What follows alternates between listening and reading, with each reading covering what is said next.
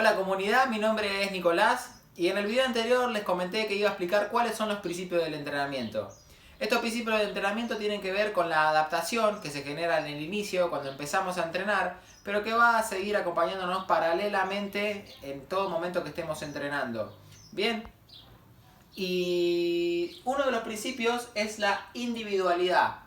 Este principio se refiere a que todas las personas somos distintas, todos los cuerpos son distintos, tenemos distinta fisiología, distinta fisionomía, y por ahí de nada sirve que yo haga lo mismo que mi pareja, que haga lo mismo que mi amigo, que haga lo mismo que mi amiga, porque tenemos cuerpos diferentes y tenemos estímulos óptimos distintos. Bien, hablando de estímulos, otro de los principios del entrenamiento es el estímulo eficaz, y este estímulo tiene que ser eficaz en cuanto a lo físico y en cuanto a lo cognitivo. Se diferencia de esta forma porque cognitivo se refiere a que es distinto cuando yo hago un ejercicio que es básico, como puede ser una camilla de cuádriceps, a hacer una sentadilla. Hay un estímulo cognitivo aún mayor. El principio de progresión tiene que ver con seguir una línea, es decir, un orden que se preestablece de antemano. Ahí es donde radica el trabajo de un entrenador de hacer una planificación. Y esta planificación ir cumpliéndola, aunque puede tener algunas modificaciones en el transcurso, sí tener un orden preestablecido.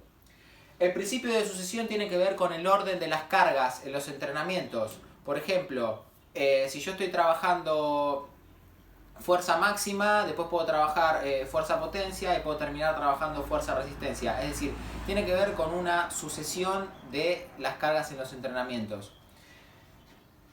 Y el principio de supercompensación tiene que ver con la carga y recuperación. A mí particularmente es uno de los principios que más me llama la atención porque tiene que ver en cuanto a lo fisiológico. Lo que dice este principio de supercompensación es que a las cargas que nosotros le exigimos a nuestro organismo, a nuestro cuerpo, nosotros le exigimos cargas y después le damos un tiempo de recuperación, ¿no? Entonces, lo que ocurre es que cuando nuestro cuerpo se recupera y se prepara para cargas más exigentes aún. Es decir, nosotros exigimos a nuestro cuerpo a una determinada intensidad y nuestro cuerpo se prepara, en el momento que se recupera, se prepara para poder bancar exigencias aún mayores. Esto se llama principio de supercompensación.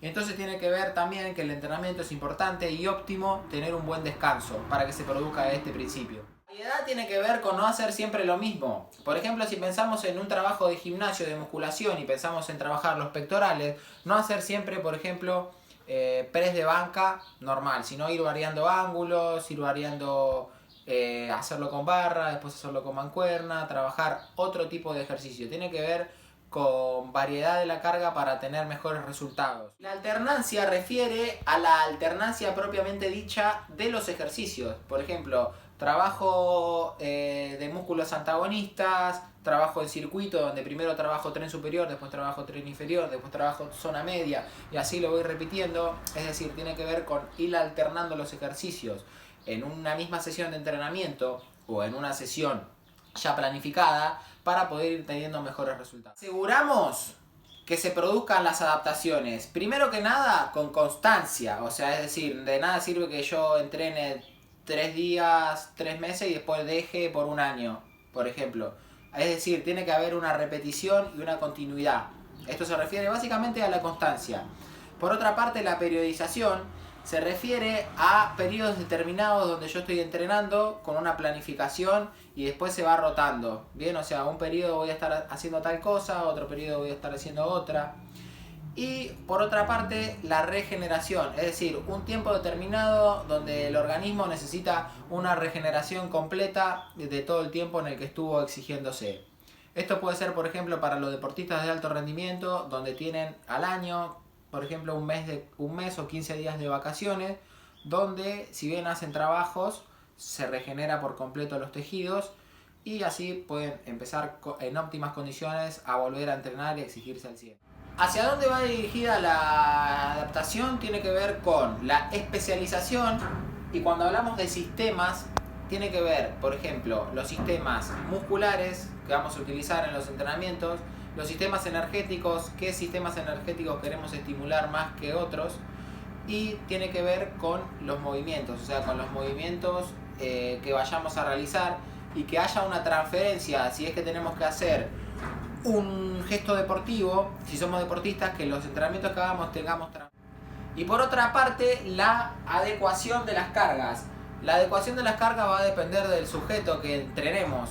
Esto se refiere al sexo, a la edad, a si el sujeto ya tiene experiencia previa en el entrenamiento y a otros factores que tienen que ver, por ejemplo, en qué región vive, si vive en la altura, si hace mucho frío, etc.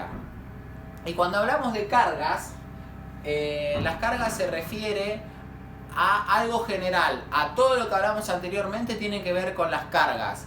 Y como no hablé específicamente de las cargas, en el próximo video les voy a dejar la explicación de qué son las cargas en los entrenamientos, que adelanto que es una serie de estímulos que se le exigen al organismo y que va a producir adaptaciones, pero en el próximo video vamos a entrar más en profundidad en esto. Así que, comunidad de Viajes y Fitness, les mando un saludo muy grande. Soy Nicolás, profe de Educación Física de la ciudad de La Plata, y un abrazo grande para todos. Nos vemos en el próximo video.